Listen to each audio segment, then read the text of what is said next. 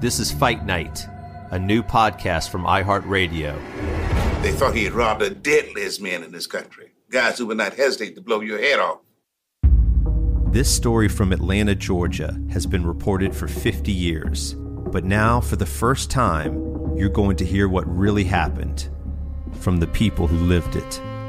Listen and follow Fight Night on the iHeartRadio app, Apple Podcasts, or wherever you listen to podcasts. What's up? I am Machine Gun Kelly, and look, I know Halloween is going to suck this year because there's no trick-or-treating and all that, but I've got a treat. There's a musical podcast that I made with my friends 24K Golden, Ian Dior, and Dana Dentata, and Satan. Well, Satan's not my friend, but Tommy Lee is, and Tommy Lee is playing Satan. But don't just take it from me. Tell him, Satan. Thanks, dude. It feels great to be playing Satan on this podcast. Listen to Halloween in Hell on the iHeartRadio app, Apple Podcasts, or whatever you get your podcasts on. For the week of April 9th, 2020, in New York, the number of coronavirus hospital admissions drops, but the number of deaths continues to grow.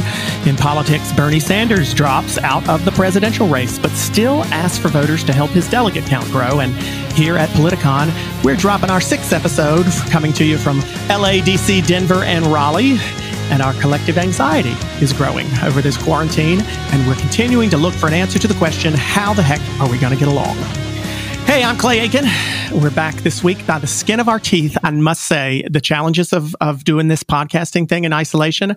I'm here in Raleigh. Big thunderstorm just a little bit ago. All the power in the house went out for about an hour. Had nothing. Thought we were going to have to do this with a hamster and a wheel running my computer somehow, but we got the power back on just in time, thankfully, so that I could be joined by a great panel again this week. Former Republican turned Democratic strategist Kurt Bardella is with us. Author, activist, comic, and host of Coffee with Tim Black and Tim Black at Night. Guess his name, Tim Black. Writer, MSNBC contributor, and one of Forbes 30 Under 30, Shermichael Singleton is with us, and I'm especially happy to have returning for us, Director of Outreach for Gun Owners of America, Antonia Okafor. How are you doing, Antonia? Doing well. It's been a week since we spoke. What have you done what have you been doing in Denver to entertain yourself this week in quarantine? Yeah. Nothing sexy. Definitely just sitting in the house. Like I said last time, I'm pregnant. So, of course, everyone is concerned for my safety, even more so. So, yeah, I'm just sitting in the house. Nothing. You're not entertaining yourself with any specific Netflix show or anything? Oh, no. I just, after that whole Tiger King talk you guys had last week, I made sure I definitely unsubscribed to Netflix. I wasn't even tempted. So, yeah, not doing that. Not doing that. Shermichael, did you watch Tiger King? What have you been entertaining? I did watch Tiger King, and it was one crazy show, but it was needed during this break because I'm having anxiety here, guys. But during the break, I've been spending a lot of time playing the piano. So I play the piano. I've been learning a lot of new Rachmaninoff pieces. Really? And actually ended up buying another piano. I would have had 3 pianos. I gave one away to a friend who's a CNN commentator. I have one upright left, and I have a 6-1 grand that arrives next Friday. So that's what I've been doing. Really? That is very well. First of all, that's a lot to be having a piano delivered in the middle of a coronavirus quarantine. You got a lot, especially a grand piano. That's a whole bunch of Lysol to do. Got to wipe that thing down. But that's very zen. That's a good thing to be spending your time on is piano playing. Clay, it has been so rewarding, man. And I'm playing some of the more challenging Rachmaninoff pieces. Like I just started learning Prelude in C minor. I'm working on Etude de Tableau, Opus 39. So some really complicated pieces, but they're so freaking rewarding. I feel so uncultured right now. Tim, have you been playing your Brahms and your Strauss as well? Man, that's bad. Man, Shermichael makes me feel really inadequate right now. This is that. Damn, this guy's so cultured. Can you do this? Can you make a human being though? Oh, Okay. nice. Okay. Over the top. Good Right. Drop the mic. I'm feeling insecure right now, so Well, after that, a little bit. Tim, what are you? Tim, are you playing guitar or something? Maybe playing the spoons? Man. Anything? I'm watching Ozarks, man. I like Ozarks on Netflix, and basically trying to keep the kids in the house, man, which has been tough because 11-year-old and the 3-year-old they want to get outside. So yeah, Really? Can you yeah. have your 11-year-old talk to mine because he doesn't want to do anything but play on YouTube nonstop? I wish I could get him out of the house a little bit more, but that's impressive that they want to get out and play. Kurt, what about you? Are you out in the yard playing? I am not. I generally spend my free time. I have a complete separate side hustle. I have a country music media company. And so I spend a lot of my time listening to music, watching videos, and interacting with a lot of the folks in Nashville. Oh, I feel maybe a collaboration coming on here between Shermichael and Kurt. I don't know about Rachmaninoff. I don't know about Rachmaninoff. I am down, Kurt. I am down. But there's got to be some sort of way for you to play a little country on the piano and then get on Kurt's show. I'm digging that. Old Town Road, something, man. I'm going to figure that out and come back to that. Please, next week you better come back and play it for us. I feel a little bit boring myself because I have been watching. Antonia's not watching TV much. Shermichael is obviously far more cultured than me. Kurt, you've got a completely different thing. Tim, you and I are the only ones who are watching TV. It sounds like I've turned off the news. I have to admit, I have really put myself on a news diet over the past few weeks because it tends to be so much of the same thing over and over. So I am going to get a little bit of my news from y'all this week, to be honest with you. But generally, I mean, are we doing better this week than we were last week? Do you think things are improving, not with the virus, but with the way perhaps that the government has been handling it? Anybody jump in? I mean, I'll jump in. I mean, I don't know. I mean, because look, Clay, this week people were expecting, small business owners were expecting to get some type of federal relief. From my perspective, I think it has been a complete disaster. The banks were not given enough instructions on how to properly regulate this process. SBA, the initial $10,000 grant that they were essentially, a loan that they were essentially supposed to give the small businesses. I don't know any person who owns a small business that have actually received this. What about the $1,500 that people were expecting?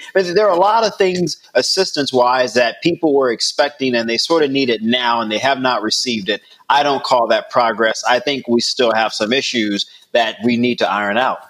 Has anybody got their stimulus check on this? I'm sorry, but I think one of the things that really concerned me about the turn that the last couple of days has taken is the president just completely purging oversight and oversight over this $2 trillion that he wants to spend, firing inspector generals. And the only reason why you get rid of a watchdog is because you don't want him doing his job. And I think that should concern everybody. And it kind of relates to what Shermichael was saying. If the money isn't being spent where it should be, actually helping small businesses, where's that money going? And when you have a president who throughout his entire tenure has not hesitated to commingle his finances, his businesses, his family enterprises with his job, that's very concerning, because really what you're doing when you get rid of these watchdogs is you're basically just making this money a slush fund for Donald Trump to dole out to whoever he wants with no oversight. And again, it's been this relentless crusade against checks and balances that's been going on from this president. And I'll tell you, I worked for the Republicans at the Oversight Committee when Barack Obama was in office. I was there when we oversaw the spending of the financial bailout and of the subsequent stimulus bill. If Barack Obama had done what Donald Trump did in the last couple of days, they would be crying bloody murder. There would be hearings. There would be investigations. It is incredibly concerning that inspectors general right now are being politicized this way, and that the message that this president is sending to the inspector general community is, if you do your job, if you weed out waste, fraud, abuse, mismanagement, corruption, you're going to get fired. Do we have enough bandwidth to care about that? I'm not asking if we should care about it, but I'm wondering, Tim, is this coronavirus crisis so front and center that things like Kurt just mentioned are not going to really get any attention from anyone? Well, only if it impacts your life, right? So I think as a small business owner, for instance, I definitely can relate to what Shermichael was saying about the lack of allocation of the funds. And I don't know anyone in this business that we have in my own media business. I applied for it, and you get conflicting information everywhere you turn. But if that doesn't directly impact you, of course, I agree. You're not going to be so concerned with this. Like, I have aging parents who I'm concerned with. My dad has a pre-existing condition. He called me today to make sure that everyone in the family, because we can't see each other, has a protective gear, the PPE. And fortunately for him, he does have that. He's still venturing out to work. I got a brother who drives for Metro Bus right here in the area, Shermichael, and they didn't have PPE. And 5 people on the job for Metro here in DC area came down with the virus. So now he's off for the next month. So these are real life struggles and turmoil that people are going through. I don't think that unless it directly impacts you, that you're going to be too worried about it. Well, I want to ask Antonia to get in here too, because I mean, that the same question I asked him a little bit. Is this a moment where we are so hyper focused on one particular issue, it monopolizes all of the news time, that perhaps certain issues may concern you that are not being addressed? Well, when has that ever been really different from any other time? The news cycle always dominates what we're going to hear and listen to and focus on. Unfortunately, we still have lives that keep going on after even surpassing what the effects of coronavirus. I mean, even in the Second Amendment community, one glimmer of hope is that we're seeing a lot of gun sales. We're seeing a lot of people take their Second Amendment rights very, very seriously. The March sales that just went out, that over 2 million people actually bought firearms in the United States. And so I think part of that is, we're seeing a lot of panic and, of course, uncertainty. But we're also seeing, I think, in a lot of ways, good responses from everyday citizens who are just going to take, that power back somehow, whether that's buying a firearm so they can protect themselves because police are not able to come to them anymore in an efficient time, or they're, when it comes down to who knows what's going to happen in the next couple of weeks or months, where we're going to have to maybe get our own food or whatever. I mean, that's uncertainty right now. That's really interesting. I mean, it's very interesting because you're right. I mean, gun sales have skyrocketed, everybody. I mean, I read somewhere more guns have been sold in the last week or two than were sold after Sandy Hook. And we know that was a huge number then too. Toilet paper I can't find anywhere, and apparently you can't find a gun. People are really worried about their asses, both figuratively and literally. What is causing? I mean, why is there a rush to buy a gun right now, Kurt? Because people are stupid. Honest to God, the idea that going out and buying a bunch of guns is going to do anything to help protect them from the coronavirus is one of the dumbest things I've ever heard in my life. And again, the idea that guns make anybody safer is just a fallacy. And I can't for the life of me understand. And listen, I'm someone who, I feel very strongly about this issue. My community, the country music community, was the victim of the largest mass shooting in the history of this country at Route 91 in Vegas. I had a lot of friends there who went through that. The way I found out about that was when the guy who runs Jason Aldean's label, the performer who was on stage when it happened, called me at midnight word that I was there because I was scheduled to be there.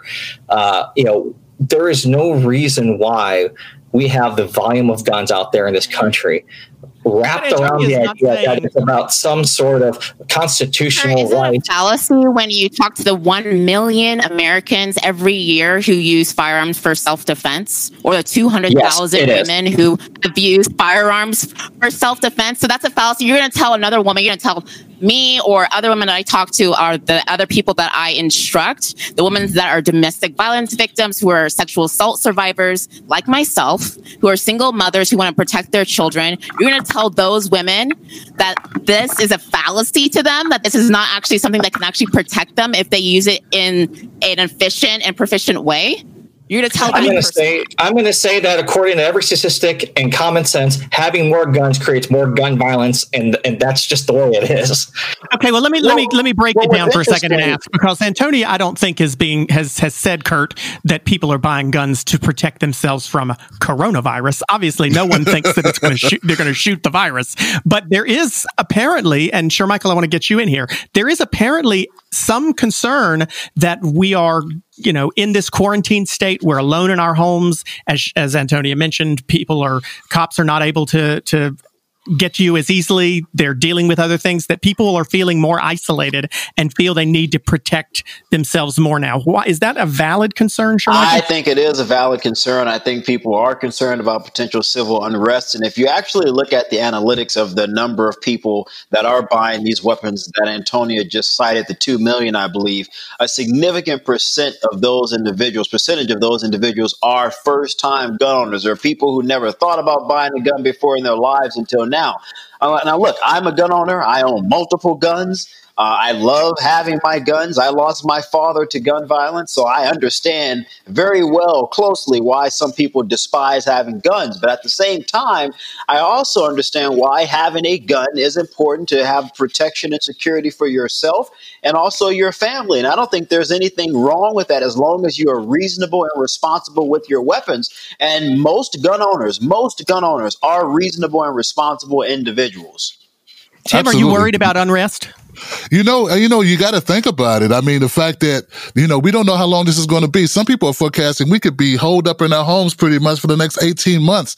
You watch your mouth. I mean, that's what I've been hearing, man. I do a call-in radio show where people have been phoning in, and you just imagine. So whether that's true or false, we're talking about the mind of the people, what they're thinking about when they're buying that gun. The people are envisioning that the end of the day is apocalypse now. I don't know, zombie apocalypse. That's the word. So when you look at it from that lens, I think I might need a weapon in the house just in case somebody wants to get a little froggy at 3:00 in the morning. I can't call Andy Griffith to come by to make sure I'm all good.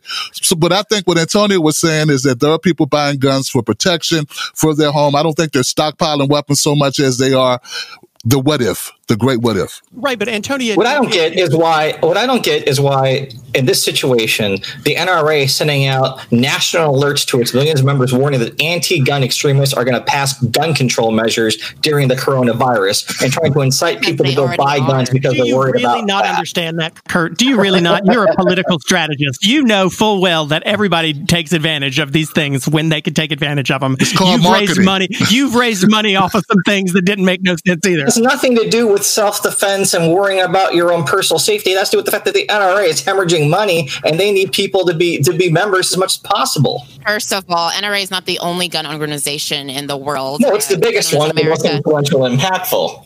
Antonia needs to plug her gun organization. Go on, girl. Talk to our members, our 2 million members, and ask them if they think the NRA is doing an efficient job. And either way, it doesn't matter. The fact of the matter is that it comes down to the individual citizens and people who have, and by the way, it's not even NRA members or even Republicans or people who love Trump. There are a lot of people from across the spectrum, political, ideological spectrum, who are buying guns, who are first-time buyers. So when you are telling people that they're stupid for going out to get some means of self-defense, which, yes, a firearm is the best way to do that, because who knows, a criminal is going to use the same type of force in order to make sure that you are at a disadvantage. And so getting a firearm is the best way for them to be able to defend themselves. And also, those people are able to defend themselves because the stores are open. Because, Trump, for example, has called for gun owners to know that gun stores and gun ranges are essential, because lo and behold, land them and actually guarantees you protection of right to keep their arms. So none of that should be something that you should be laughing. Okay, well let me play this out with you, Antonia, because you've got two progressives on the call, two progressives on the podcast tonight. Tim, and I know, right? I've completely removed the fourth wall here. I've ruined it. You've got me and Tim both thinking, wait a second, hold on, do I need to get a gun?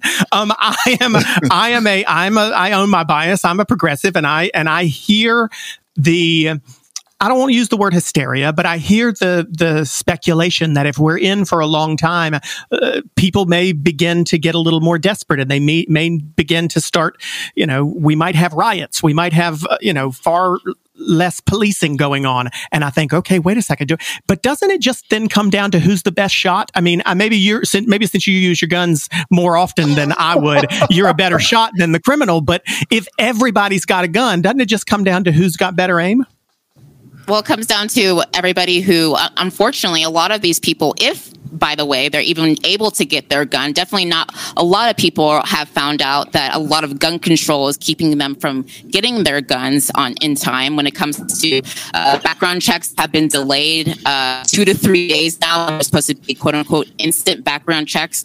The fact that there's no ammo, particularly 9mm, which is a very entry level type of way people go into having firearms, or even firearms in general that are not available. I don't think that these people are not panicking. They are actually seeing a lot of gun control go into effect from governors, from mayors who are using these emergency powers to say that gun stores have to be closed down, to say that gun ranges are not essential. And so those people can't go and train. Those people who are first-time buyers are, stuck with the firearm that they may have or may not have, and they have no ability to go and get their permit because, most sheriffs are saying that they consider that an essential type of service right now. And so people can't even get their permits. People can't go and get training. People can't go to the range and practice as much as they can. So that's all things that have been in place beforehand, but also has been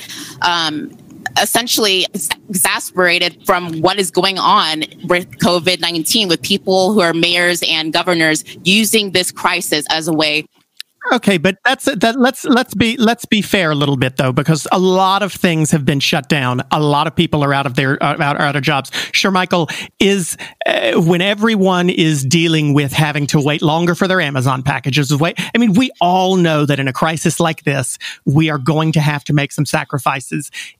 Is a gun store and getting your background check, Shermichael, an essential service that must be done that we cannot sacrifice on at all? I mean, look, this is the way I interpret this. I believe that people need a couple of things. You need to have shelter. You need to have some form of health care. You need to have access to food. And yes, I do believe people need to have some form of protection to protect themselves. Again, I'm not a conspiracy theorist. I'm not a guy who thinks, this is the end of the world. But I do wonder for individuals, particularly individuals who live in the most vulnerable communities where crime has traditionally been a problem. We know during moments of crisis that crime is exacerbated for a whole host of reasons. Yes, I am concerned that I want those individuals, the elderly in those communities, a single mom in those communities, to, if they want to, have a weapon legally, lawfully to protect themselves if that is necessary. And so, yes, I do believe that I would personally rank that among other critical things that are essential because it is a means for individuals to protect themselves, protect their property, and protect their families. Okay, Tim, speaking of essential things, Tim, when you go out to the grocery store, are you wearing a mask? I do. Look, it took me a long time to get it, though. I mean, I had to order it off Amazon, finally get a delivery. Did you get the real thing?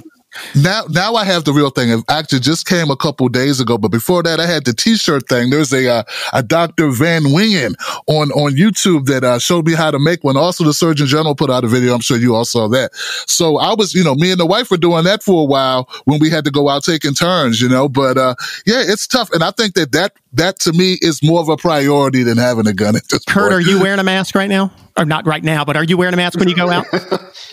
Right this moment. When I go, whenever I go out, at this point, it's why risk not wearing it? It's kind of my thought right now. Well, the reason I asked, I was lucky because we actually had my wife and I 2 masks from a Halloween costume from a few years ago. Where we were Sub-Zero and Scorpion from Mortal Kombat.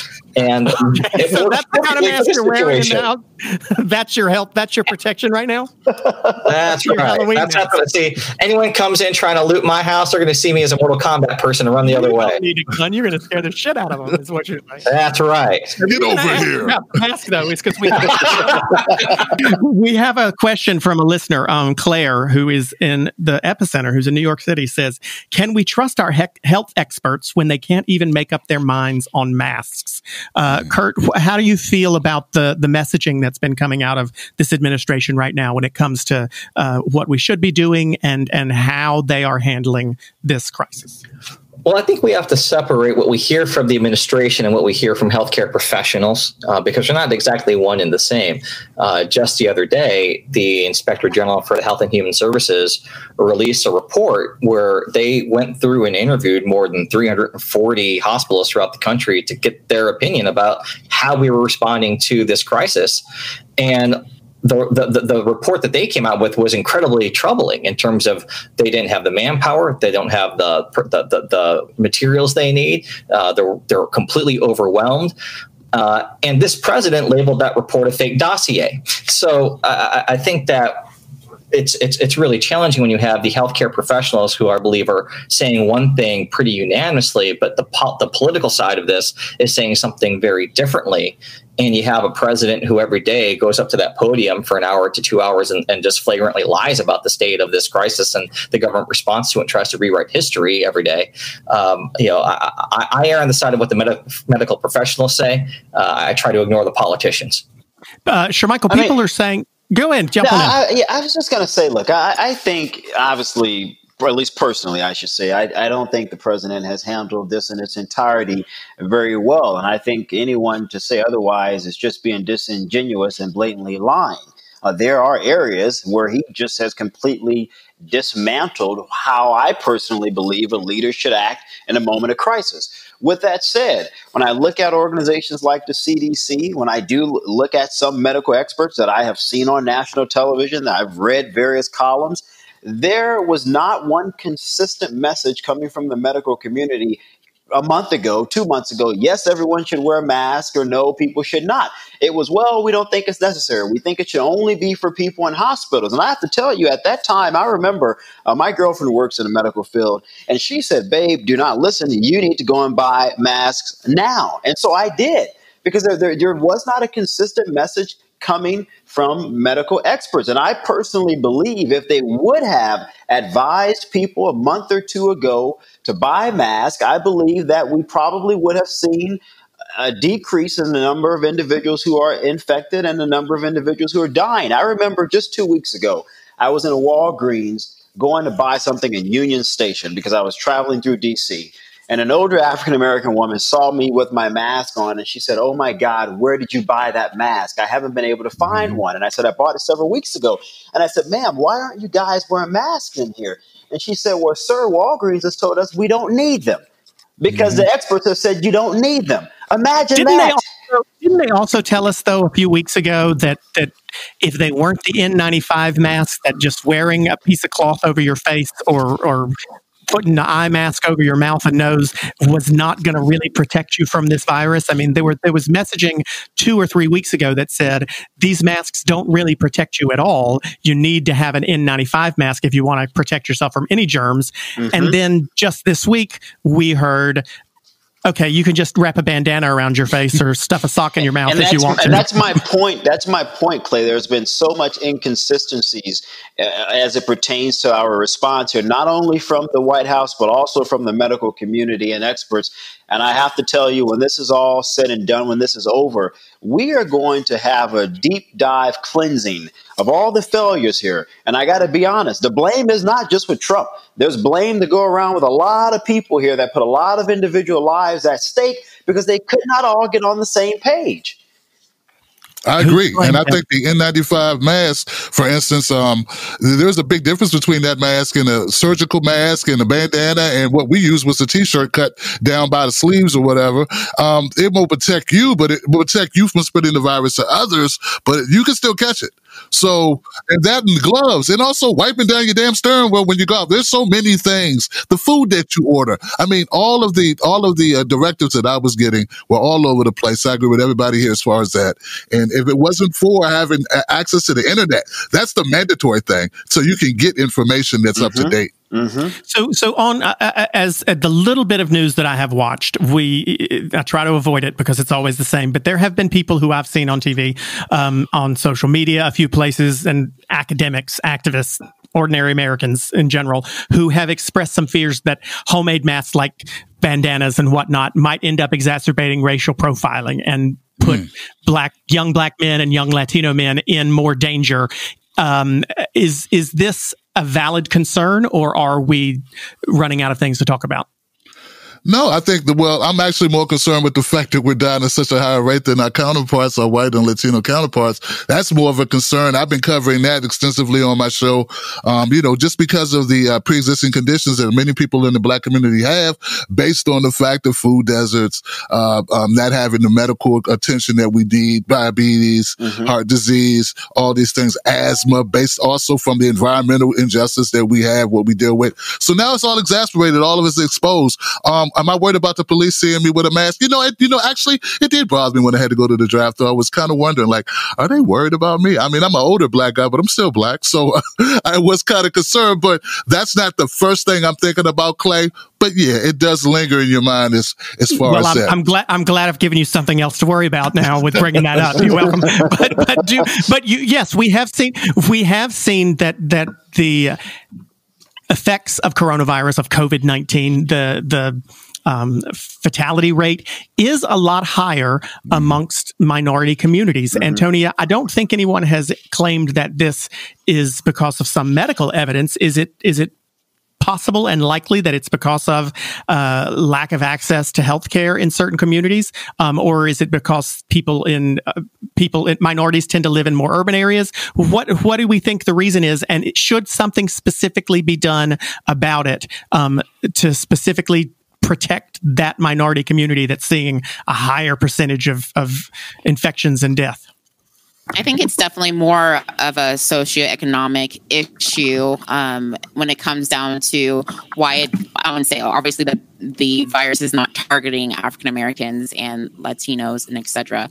But yeah, that they are usually in those areas that people have to keep working and they don't have the means of transportation. So they're usually in places that they have to be closer to other people, maybe even in the same apartment, maybe in the same house. I mean, we saw a lot of that also in Italy with that issue alone. But then also the fact that, a lot of people don't have access to affordable healthcare, even insurance. I mean, that's one of the things that you're going to let go when you're in a crisis where you don't have a paycheck coming in and you're looking at other things in order to survive. So I think all of that is really what it really comes down to, the socioeconomic aspect of things. Go ahead. No, I was just going to say, Clay, I mean, I agree 100% with Antonia. And this is, you have a lot of African Americans who work in service industries. People say, well, why can't you work at home? A lot of those work at home jobs are typically people who are working in offices. We also know, as Tim pointed out, you have food deserts. We also know that African Americans having access to appropriate health care, we're disproportionately impacted. Having access to good food, we're disproportionately impacted. And so when you take all of the ills that all automatically impact African Americans and you place those things inside of a national pandemic, then you can guarantee that our numbers are going to be worse than everyone else. And so what this points and highlights, and I hope this is something that we don't forget when this moment passes, is that there are some significant discrepancies that pertain to basic things like health that we need to address in this country. And this is, when it comes to healthcare, I'm a little bit different than a lot of my Republican colleagues on how we should address this. I just don't think this is something that people should have to worry about. And I'm not saying I want Medicare for all or whatever. That's not what I'm saying as a conservative. But what I am saying is that we have a system that is not working. No one should have to fear, if I have to go to work to provide for my family, am I going to have to worry 5 or 6 days from now that I may be infected with the coronavirus and die and leave my kids with no one to take care of them? That's a problem. I mean, anytime that we have a situation where a crisis hits and a widespread impacted population, it's always the people that were already struggling before the crisis who get impacted the most. And it's in these situations that we see our government's failures. And this isn't meant to be a partisan thing. The issues that we're talking about right now of income inequality, healthcare, affordable housing, living wage. These have been issues that have been going on for decades in this country under both Democrat and Republican watch. And it's because of our inability to address those issues and make enough progress that when these crisis situations hit, it's those communities that are most disproportionately hit because the infrastructure just isn't in place to make sure that they have the care that they need, to make sure that they have the resources to make their rent, to feed their families. They don't have the luxury of a job that allows them to work remotely. So many of them are in these service industries. When we go to the grocery store, you notice there's still groceries on the shelf and they're getting restocked. Well, that's happening by human beings who are putting them there and working there, while the rest of us and the majority of us have the luxury of being able to do what we do professionally from home in a safe place. These communities don't have that. And it's always in this type of situation that the failings of our policies are exacerbated and these communities are hit the hardest. I just want to add that there are some people who were spreading some stupid conspiracy theories that Black people couldn't even catch the COVID-19, that this was something that was only targeted to white Americans for some reason. So that's also something to throw in there, just the people who just have disdain for government, this lack of trust in their government. And as Kurt just alluded to, man, there's just people who are on the bottom always get it the worst. There's a saying in the Black community, when white people get a cold, Black people get pneumonia. And it looks like we got the COVID-19 is what's happening. But, I'm sure, I don't know the stats on Native American folks. I got my indigenous people who wrote me last week. They were like, Tim, what about us? Poverty rate for Native Americans is even higher than Black Americans. Incarceration levels even higher. I watched the tape about Rikers Island, and there's so much to talk about. Right. I know we can't cover it all, but we're all impacted, and I think that's the thing. This is right now a test of will and stamina, and I just hope that all of us survive this. People always get upset when you politicize something like this. We're all in this together, obviously, and we all are at risk of catching this horrible disease. But it's almost as if, though, sometimes to me, it looks like you have to politicize these things. We have tended to be a very reactionary country. A lot of the laws and the big systemic change has been reactionary. Whether you talk about any sorts of gun control, sorry, Antonia, any sorts of gun control, they tend to come about after there's been a shooting. Not to go back down that rabbit hole, but is this the time when we're talking about some of these things that Tim, you and Kurt just brought up, when it comes to inequities and inequalities between socioeconomic levels and race, is this the time to pinpoint those problems when people, Shermichael, not to call you out, I know you did not say that you're for universal health care. I'm not going to put that on your mouth. He didn't he did not say that, but you probably came closer to talking about healthcare than you might have before this issue. Is this the time that we should be trying to make some of those changes, Kurt? Well, I think it's interesting because I always said when I worked on Capitol Hill, the government does two things, nothing and overreact. And I feel like, look at all the money that's being spent right now. All of the last 3 years, how hard it's been to get anything really through Congress and signed by the president. And now all of a sudden we're passing 1, 2, where I think we're going to be on our third bailout stimulus bill, trillions of dollars being spent. And right now they're just in stop the bleeding mode, really. It's kind of all hands on deck. We need to stop the bleeding, keep the economy going, stave off the worst case scenario. But there's going to come a moment when we get through this part, when social distancing is relaxed and we're able to go about and try to return to some semblance of normalcy, where, and Shermichael talked about this, there's going to be a thorough examination of how we respond to this crisis at every level of government, federal, state, local.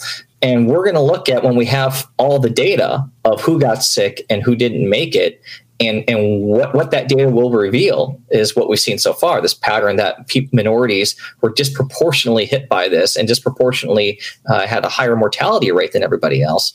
And the question is going to be asked, well, why is that? And what can we do to make sure that if and when something like this happens again, we are better prepared? I mean, and let's be honest, it may not be a pandemic like this, but there's going to be a hurricane. There's going to be a tornado. There's going to be a wildfire.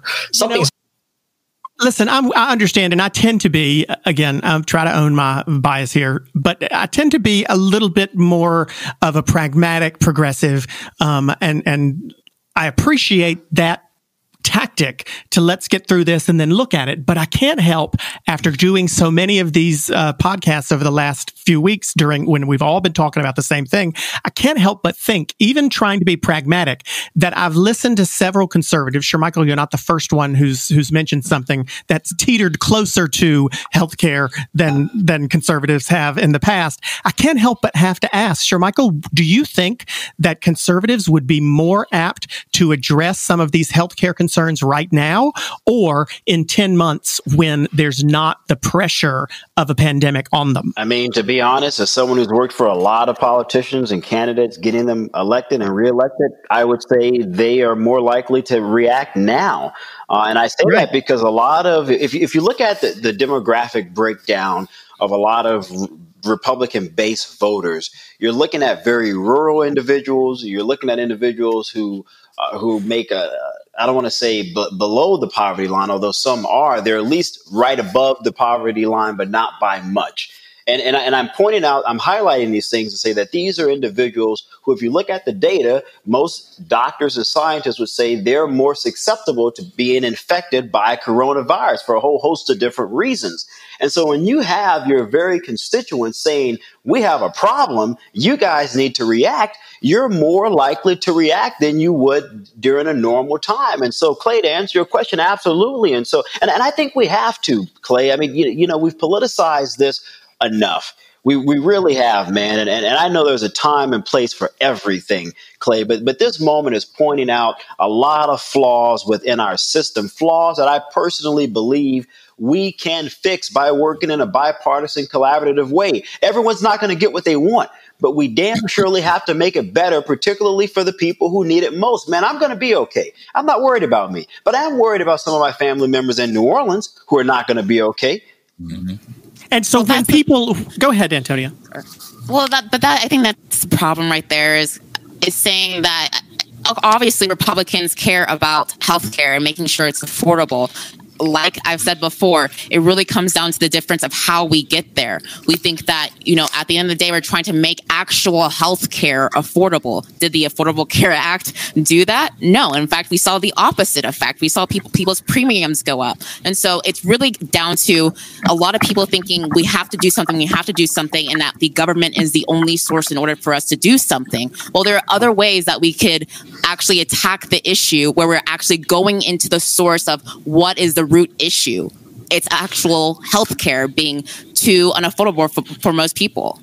No, so many people are getting pushed out. I guess maybe I'm not trying to argue how it should be done, but my point or the question that I was asking to see if anybody agreed with me or not was, is this the moment that is going to push both sides out of their respective corners? I mean, it should, Clay. But, once again, people fall into their silos about, I don't know. I'm feeling like I'm getting talking points about it.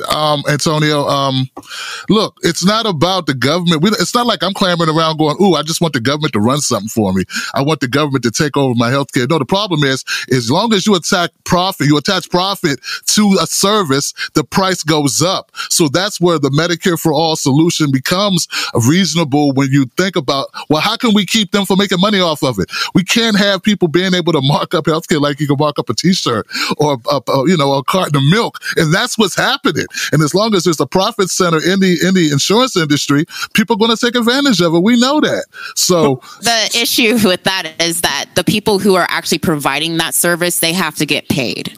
And that's part of it. There's absolutely a lot of corruption when it comes to the healthcare industry. And of course, a lot of places that can definitely be slimmed down when it comes to their budgets and etc. But at the end of the day, yes, we do have people who are providing that service. So of course we have to put that into the equation. And Antonia, a lot of people might make the argument that teachers are providing a really important service, and so they have to be paid also. And we do pay them for that, but we do it a different way. So no one, I think, is disagreeing with what you are saying, Antonia. I don't think anybody wants those folks to not get paid. But if we can all agree on that and then pull out of our corners because of coronavirus and because of this tragedy that we're all in together, then... What's up? I am Machine Gun Kelly, and look, I know Halloween is going to suck this year because there's no trick-or-treating and all that, but I've got a treat. There's a musical podcast that I made with my friends 24K Golden, Ian Dior, and Dana Dentata, and Satan.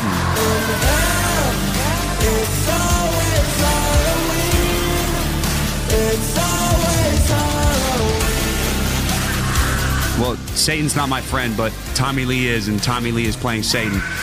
But don't just take it from me. Tell him, Satan. Thanks, dude. It feels great to be playing Satan on this podcast.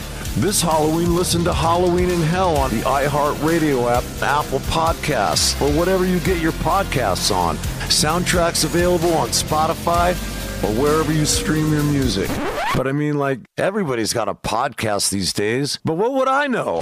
I'm Satan, for God's sakes. Don't even get me started.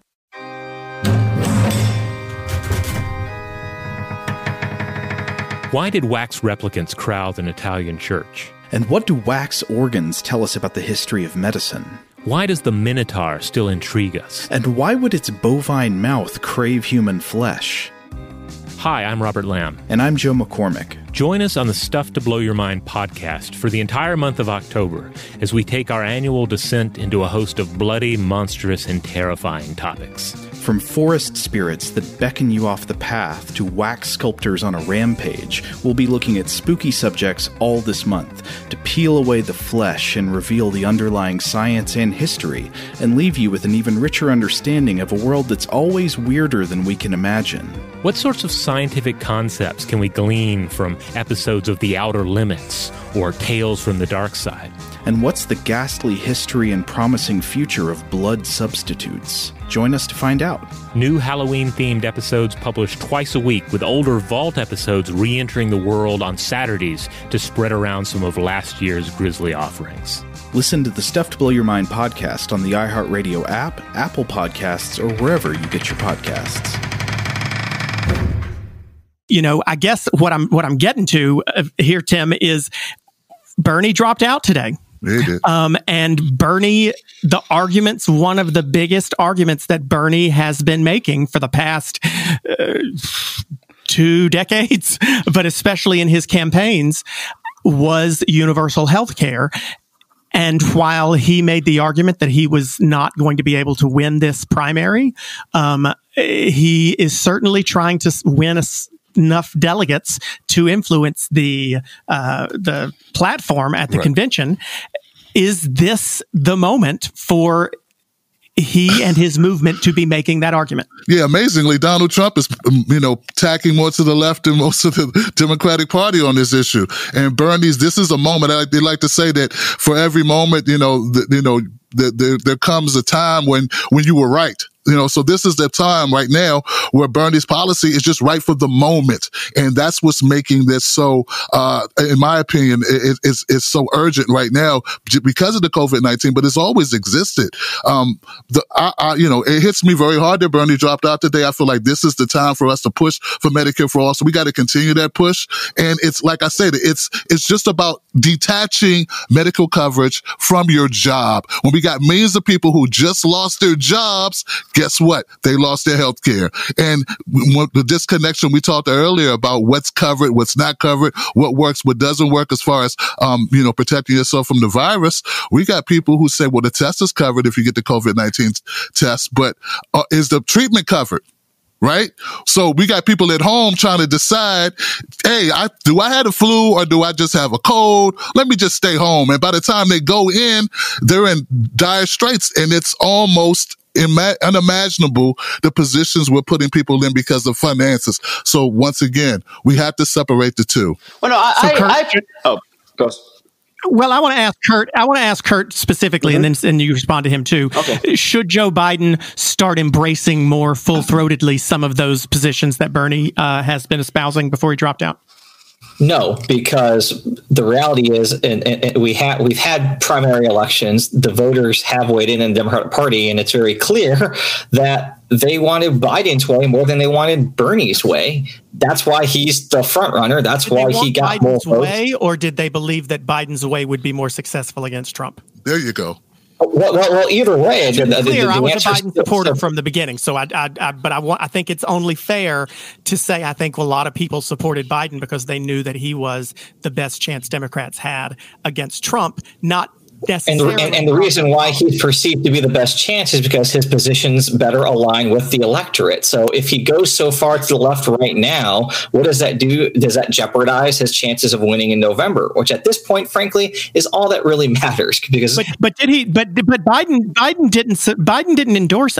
Bernie didn't endorse him when he dropped out. He said he was a very decent guy, but he didn't come out and help him. And I mean, I got to say, like I said, I've been a Biden supporter since 2008 in his primary. I love Joe Biden. I'm very happy personally that he's the nominee. But Kurt, you're the first Democrat on this podcast in 3 weeks who has been happy about Joe Biden being the nominee. In the last 2 weeks, both of the liberals on the panel, or both of the Democrats on the panel, have been underwhelmed by Biden. And I have asked the Republicans on the panel the same thing that I'll ask Shermichael and Antonia.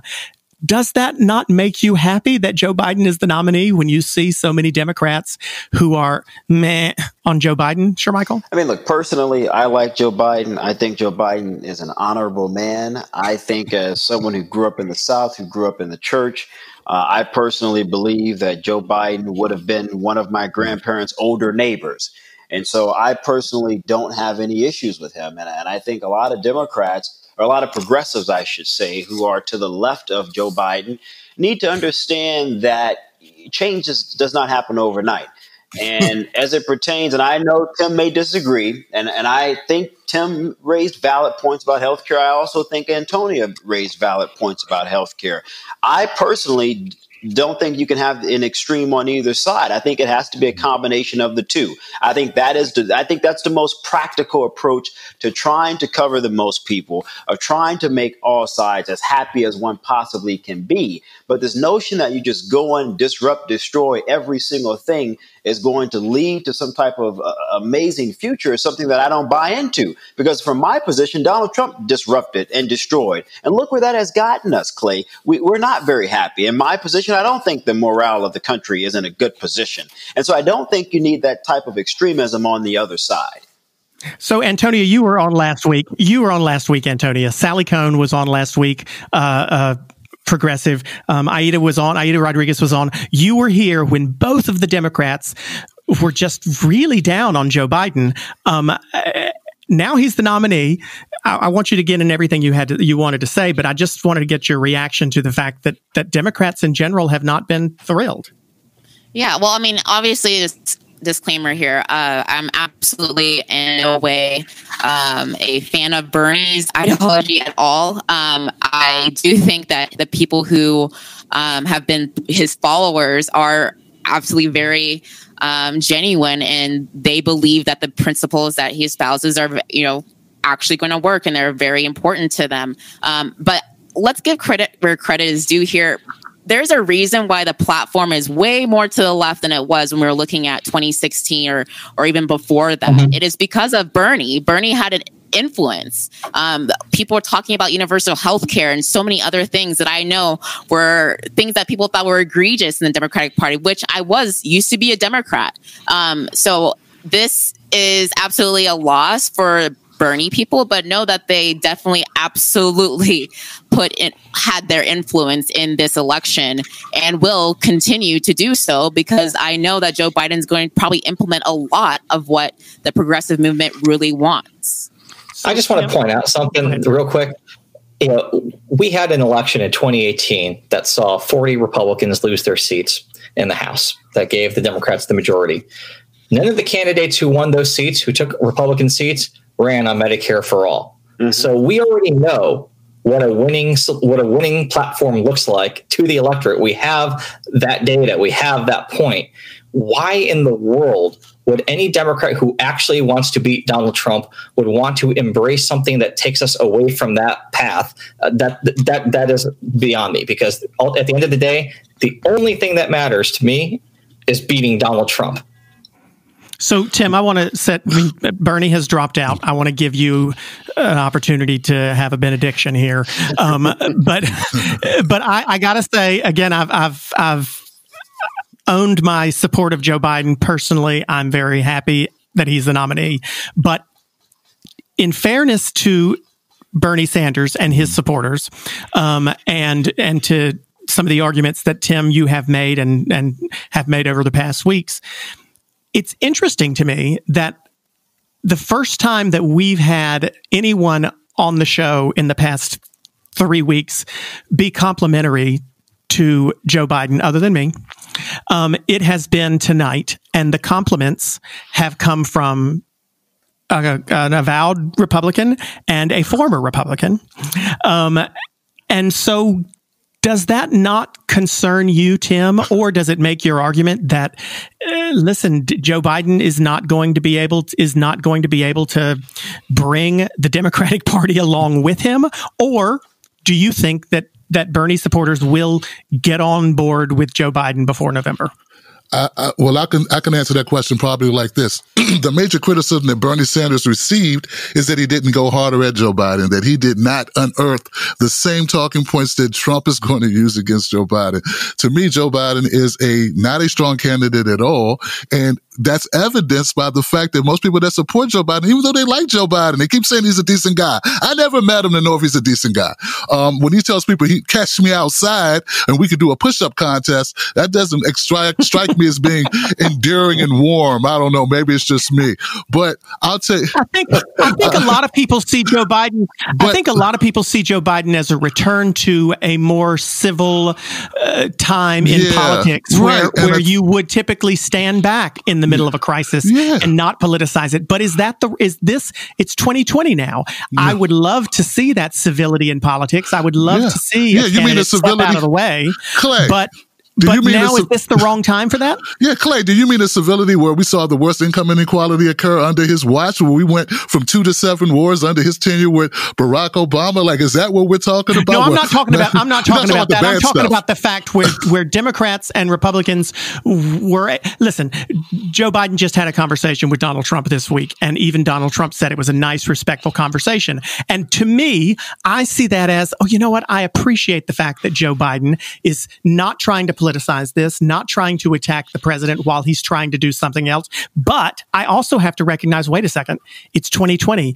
Is that idealized idea of civility in politics? Is it too late for that? Is this not the time? Should I be wishing for Joe Biden to go for the jugular? The energy in the Democratic Party is on the left. If Joe Biden hopes to harness any of that energy to actually defeat Donald Trump, I would wish for him to adopt some of the policies that we ran on. But evidenced in Shermichael and Kurt, they don't see that as being a feasible approach for Joe Biden, and I don't think he will. So I don't think that Joe Biden, honestly, guys, I don't think he has a chance against Donald Trump. Donald Trump also tweeted out just today that look what they did. They all panned against Bernie Sanders. They stabbed him in the back, and they're going to be using that. And there's going to be a number of people who are going to listen to it, and they're going to stay home. They're going to be disaffected. Apathy sets in, and there goes your momentum. There is no Joe momentum without the left, the strong vocal left.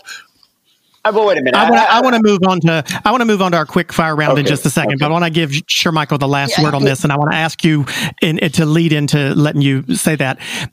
Doug Jones in Alabama voted completely against the way that his normal Alabama senator might vote in the impeachment, he convicted the president. And I think a lot of people realize that he calculated, listen, if you're someone who is a voter in Alabama and you want a person who is going to support Donald Trump, it's not going to matter whether I vote to acquit him in this impeachment or not. You're not going to vote for me as the Democrat. Mm-hmm.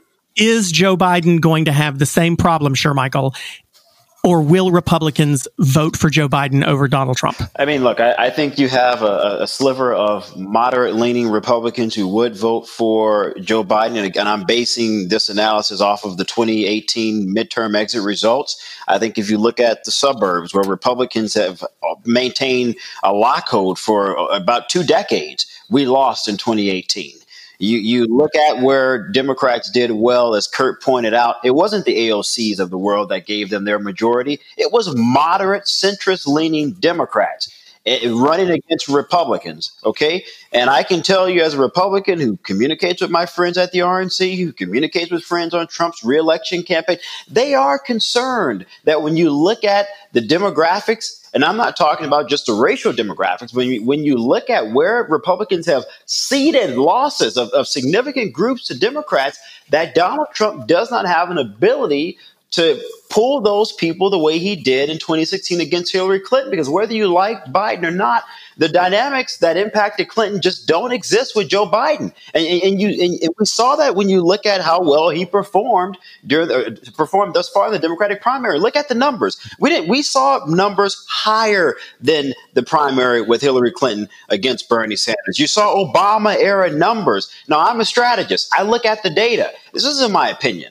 Data doesn't lie. The numbers don't lie. And so I would say to my friends who are progressives, who are Democrats, if you guys truly want to win, look at the recipe that led to a victory in 2018 and repeat that for November. And I guarantee you will have a very good likelihood of defeating President Trump.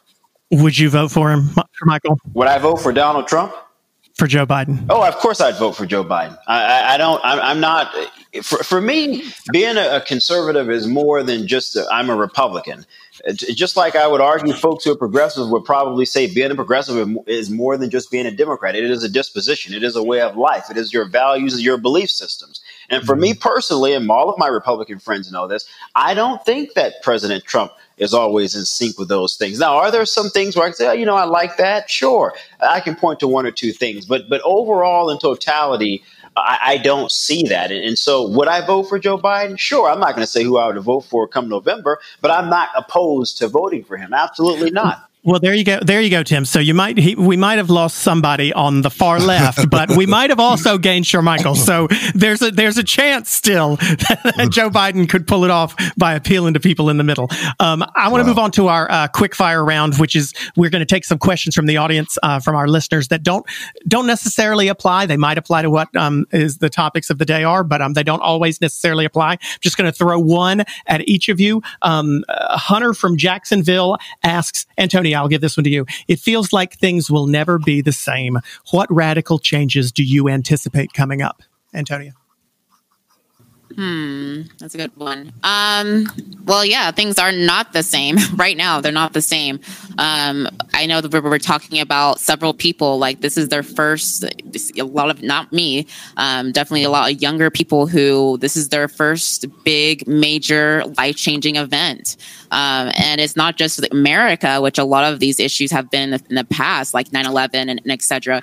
This is a worldwide issue and crisis. And so absolutely things are going to change. Are they going to change for the better? That's what I'm really concerned about, where people are just literally just throwing their rights and their freedoms and laying them down and allowing government to just take over in so many different facets of their own life, of thinking that it's only going to be a temporary type of fix for this crisis. But we've seen time and time again that that's not what history shows. And so absolutely, we are going to see a radical shift somewhere, but I'm kind of concerned that it's not going to be going the right way. Kurt Riley from Wichita asks, is big media responsible for what's tearing us apart? They are absolutely culpable in it. No matter what you feel about Donald Trump. Good lawyer answer. Not responsible, but culpable, yeah?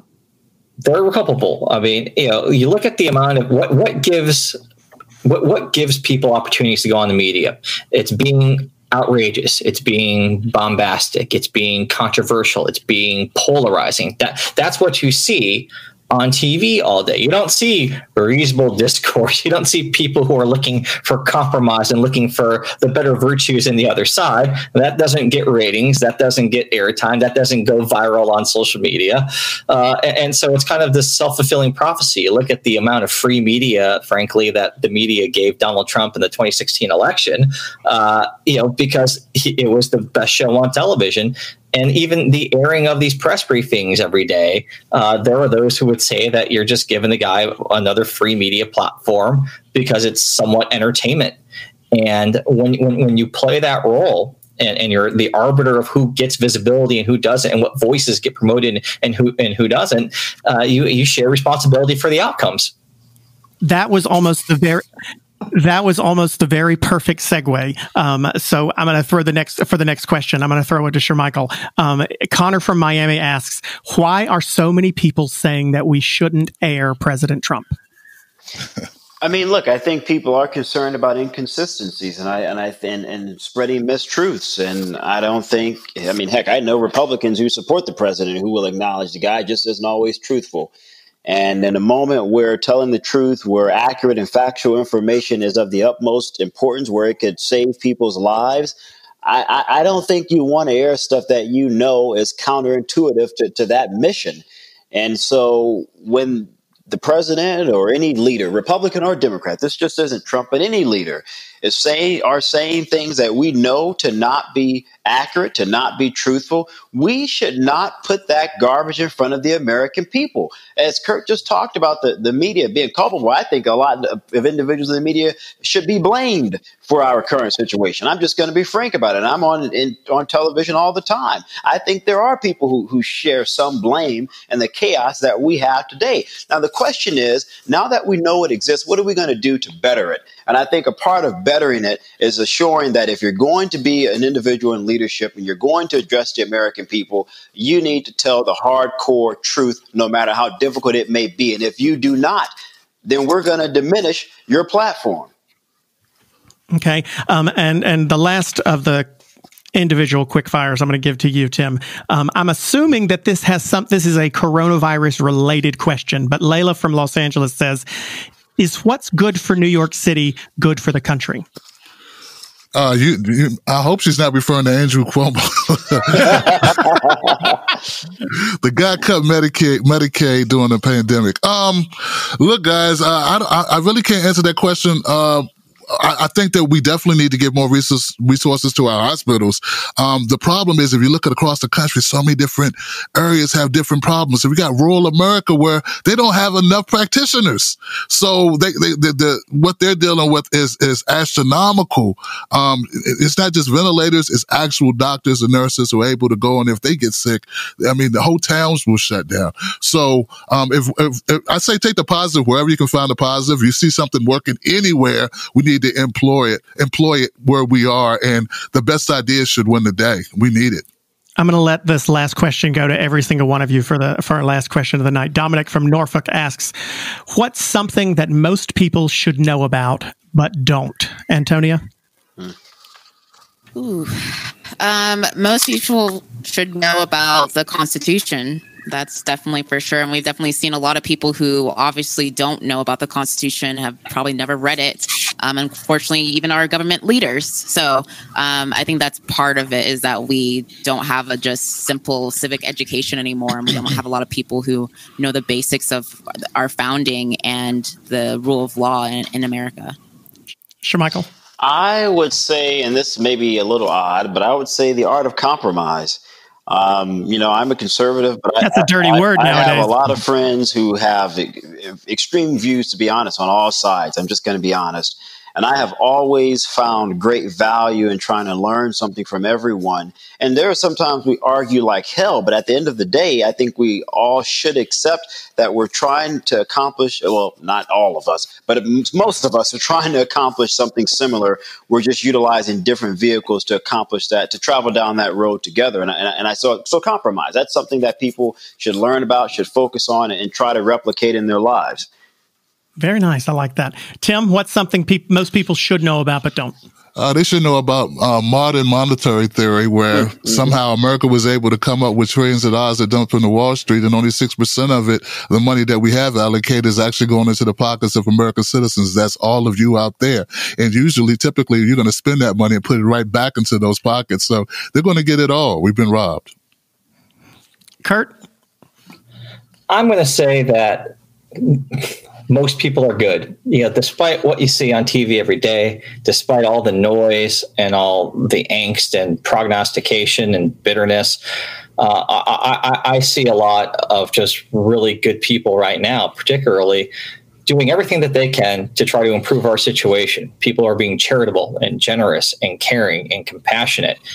And there's a great song by a country artist named Luke Bryan called "Most People Are Good," and another one from Tim McGraw called "Humble and Kind." And I think that better encapsulates the American spirit than the noise that we see on TV every day. Tim, where can we see you? We need things to do over this quarantine besides because we all can't play the piano like Shermichael can. Where can we see Coffee with Tim Black and Tim Black at Night? Yeah. Where do we find those things? Well, thank you, Clay. I'm on Roku. I'm on Facebook, Twitter as Real Tim Black. You can find me on Instagram, Tim Black at Night. I do a show 10 o'clock every day. Nice. Kurt, where can we hear more of your country music expertise and more references? Yeah, I write a daily morning email tip sheet about country music. You can sign up for free at morninghangover.com. And otherwise, I'm at Kurt Bardella on Twitter, and I'm on MSNBC. Yes, we'll see you on Morning Joe on the regular. Antonia, tell us where we can find you. Besides at home, preparing a child for birth.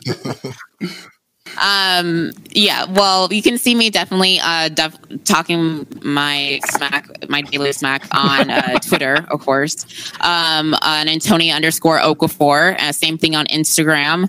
And yeah, that's usually where you're going to be able to see me. But of course, you're going to be able to see me soon, hopefully, because this is all going to go away, and we're going to be able to have our lives that we were having before. So, yeah, so I hope none to of see this you guys 18-month mess that Tim is predicting. How very, very dare you. Shermichael, I expect to see on your Instagram at some point within the next week a piano recital. But other than that, where can we see and hear and get your thoughts on things? Definitely on MSNBC, which I actually will be on this weekend. Of course, social media. And actually, I'm getting ready to have a new show. I co-hosted a digital show last year with Vox Media and Facebook. And I'm getting ready to launch a new show either the end of this month or early first week of next month that will air on ABC 7, which is ABC in DC, Maryland, Virginia, and it will also stream digitally. And so people can follow me on social media to view the new show digitally. So MSNBC, social media, and my new show on ABC in the DMV market coming soon. What's your social media it's handle? My name, Shermichael. I guess I should have said that, right? That's okay. We'll get it plastered all over everything that we plaster things on. Thank you so much to all four of you: Antonia Okafor, Shermichael Singleton, Tim Black, Kurt Bardella. I'm going to go read a copy of the Constitution right now, and I'll be back next week. You can send questions to us here at How the Heck Are We Going to Get Along through Twitter or Instagram at Politicon, or you can email them to podcasts at Politicon.com, and we'll get some of those submitted questions to our panel next week. Thank you so much for listening. Thank you guys for joining us. Stay safe, wash your hands, wear your masks, and practice your scales.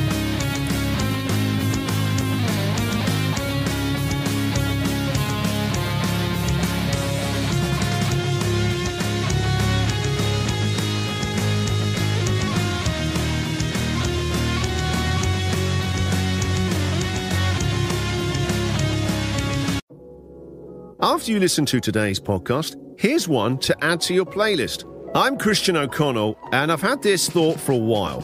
What if you took the world's funniest and most interesting people... Hello, I'm Ricky Gervais. Celeste Barber. Some people call me Beyonce. I'm Russell Brand. ...and asked them to share the stories behind their 3 most treasured items. No doubt about it, the guitar. I think I know the same chords now as I did when I was 14.